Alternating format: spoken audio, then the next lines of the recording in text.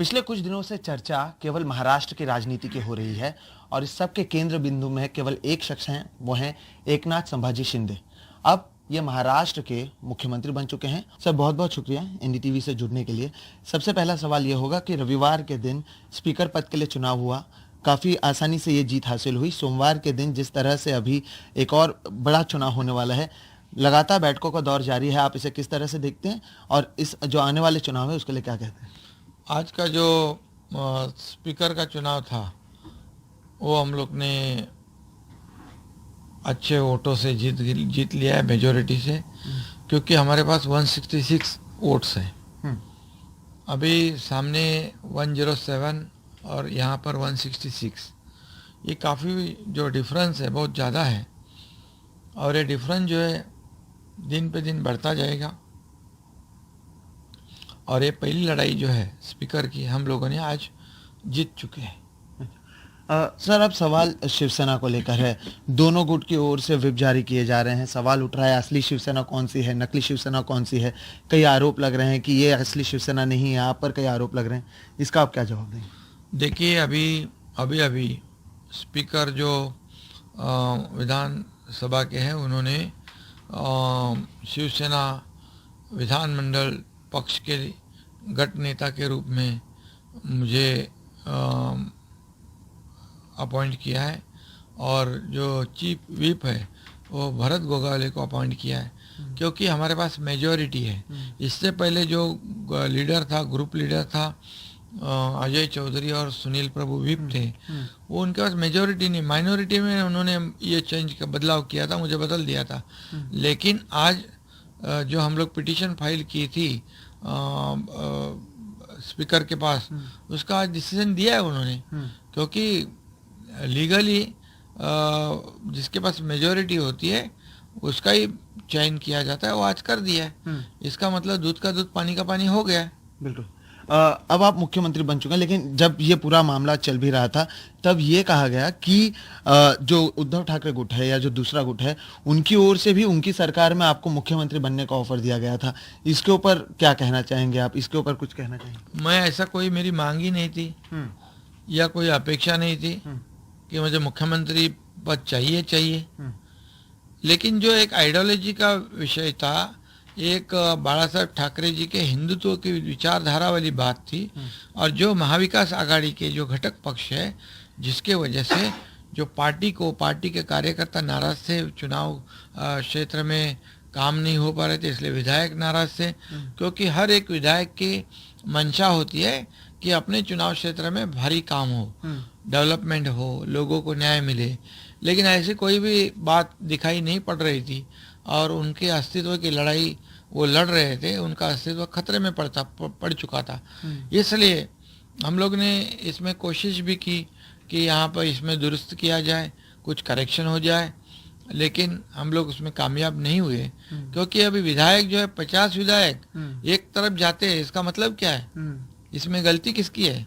इसको ढूंढना चाहिए था, न कि उसको बदनाम करने की कोशिश करनी चाहिए।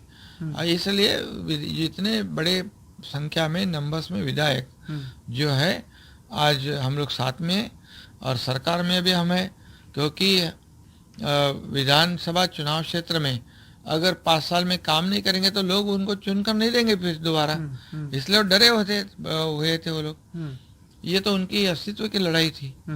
अभी इसलिए हम लोग साथ में, ऐसे किसी को मुख्यमंत्री चाहिए, किसी को मंत्री बनना है, हम लोग तो सत्ता में ही थे। मेरे पास भी नगर विकास विभाग था, कई और मंत्री 7-8 थे, उन्होंने भी निर्णय फैसला ले लिया, और हम लोग ने कुछ गलत कोई पार्टी में नहीं गया। हम शिवसेना का ही विधायक है, हम बाला साहब ठाकरे जी के शिव सैनिक है। तो हम लोग ये जो डिसीजन लिया है, ये पार्टी के जो कार्यकर्ता है, शिव सैनिक है, विधायक है, वो सब बहुत ही संकट में है, तकलीफ में है, और आज सरकार के माध्यम से हम लोग उनको सपोर्ट करेंगे, उनके चुनाव क्षेत्र में काम करेंगे, डेवलपमेंट होगी, तो फिर वो लोगों को फायदा हो जाएगा वहाँ के। ये काम हमारा है, सरकार ये काम करेगी। बिल्कुल लोगों को फायदा होगा। सर जैसे जैसे आपके साथ विधायक जुड़ते गए थे ये तो समझ में आया था कि सरकार बदल रही है, लेकिन आपको खुद को कब पता चला कि मुख्यमंत्री अगले महाराष्ट्र के एकनाथ शिंदे होने वाले हैं? देखिए, पहली बात तो मैंने ऐसा ये जो निर्णय लिया है मुख्यमंत्री बनने के लिए बिल्कुल नहीं लिया। बिल्कुल। ये जो अन्याय हो रहा था, अन्याय की भावना लोगों में हो रही थी और इसमें बदलाव लाने की आवश्यकता थी, इसलिए हमारी कोशिश थी।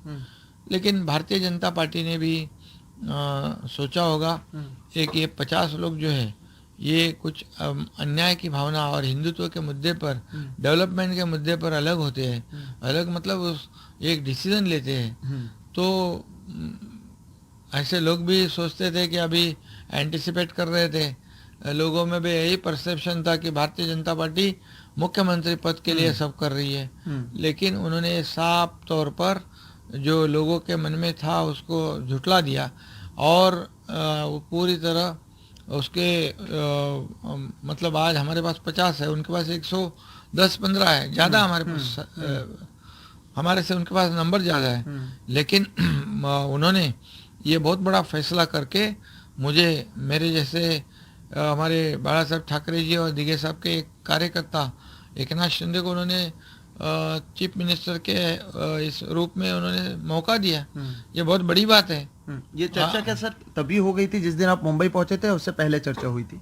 नहीं, ऐसी कोई तय नहीं था। अच्छा। लेकिन प्रधानमंत्री जी मोदी साहब है, गृह मंत्री अमित शाह साहब है, नड्डा जी है और देवेंद्र जी है, ये इन्होंने तय कर लिया कि इस ऐसे लोग जो है जो अन्याय के खिलाफ लड़ते हैं उनको सपोर्ट करना चाहिए, और उन्होंने कर दिया।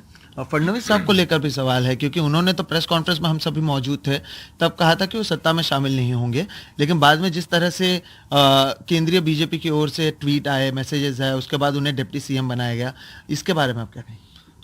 बिल्कुल सही है। देवेंद्र जी ने भी मेरे लिए कोशिश की, उनका भी बहुत बड़ा योगदान है, मैं उनको भी धन्यवाद देता हूँ। लेकिन जब पार्टी ने आदेश उनको दिया कि इस सरकार में आपको रहना है और डीसीएम डिप्टी चीफ मिनिस्टर के जिम्मेदारी आपको लेनी है, तो उन्होंने मेरी भी उनसे बात हुई, तो उन्होंने कहा जिस पार्टी ने मुझे इतना बड़ा बनाया दिया है, सर्वोच्च पद दिया है, अभी पार्टी अगर बोलती है ये जिम्मेदारी आपको निभानी है तो मेरा जिम्मेदारी निभाने का मेरा कर्तव्य है। ठीक।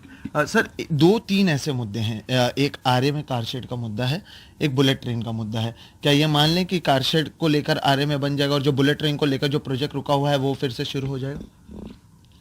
जितने भी प्रोजेक्ट, मैंने पहले ही कहा है कि जितने भी प्रोजेक्ट रुके पड़े हैं, प्रोजेक्ट जितने डिले होते हैं उतनी कॉस्ट बढ़ती है उसकी, और लोगों को उसका कुछ फ़ायदा नहीं। तो इसलिए जितने प्रोजेक्ट जो प्रलंबित है उसको हम लोग आगे बढ़ाने की कोशिश करेंगे, बढ़ाएंगे, और लोगों को जल्द से जल्द ये सब प्रोजेक्ट है उसका फ़ायदा उनको मिले, ऐसा काम हम लोग करेंगे। सरकार की जिम्मेदारी यही है। ठीक है।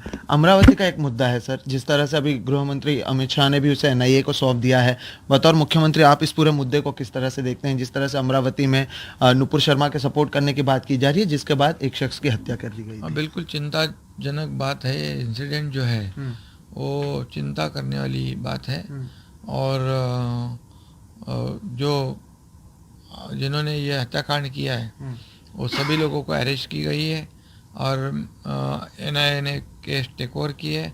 ये नेशनल लेवल की ये जो केस है, ये इंसिडेंट है, ये इसके ऊपर सरकार पूरी तरह ध्यान रख रही है। मेरा आखिरी सवाल है सर, जो शिवसेना के पक्ष प्रमुख हैं उद्धव ठाकरे, उनका एक पत्र आया था ये कहते हुए कि आपको विधिमंडल नेता के तौर पर से वो निकालते हैं, लेकिन आज इस तरह से स्पीकर की बात, जिसकी बात आपने भी कही कि आपको वो रखा गया है, क्या आने वाले दिनों में ये समझाया जाए कि आप उनसे बातचीत करेंगे, या इस मुद्दे पर भी कोई आप बातचीत करने के पक्ष में हैं, या अभी इस पूरे मुद्दे पर जनता क्या समझे?